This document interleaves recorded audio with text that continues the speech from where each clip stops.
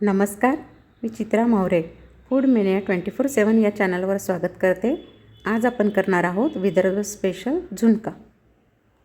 त्याकरिता आपल्याला लागणार आहे अर्धी वाटी तेल। तेल गरम झाल्यानंतर आपल्याला टाकायची आहे मोहरी,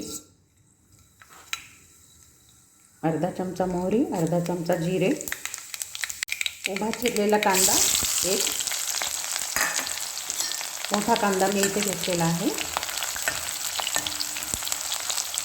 कांदा झाल्यानंतर टाकायची आहे लसूण पेस्ट 1 चमचा। नंतर यामध्ये टाकायची आहे तिखट 2 चमचे, मीठ चवीनुसार आणि हळद अर्धा चमचा। यामध्ये आपल्याला लगेच टाकायचं आहे अर्धी वाटी दही, आंबट दही, अर्धी वाटी दही आणि अर्धी वाटी पाणी। दह्यामुळे हा झुणका 2 दिवस टिकतो। आणि आता यामध्ये आपल्याला टाकायचं आहे बेसन। पाण्याला उकळी आल्यानंतर आपल्याला बेसन टाकायचं आहे। पाण्याला उकळी आली आहे। 1 वाटी बेसन मी यामध्ये टाकलेलं आहे। झाकण ठेवून छान वाफ काढून घ्यायची, छान वाफ येऊ द्यायची आहे।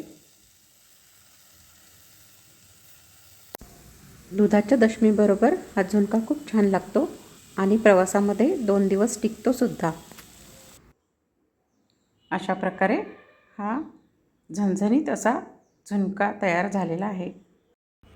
लाल तिखटमुळे याला खूप सुंदर असा रंग येतो।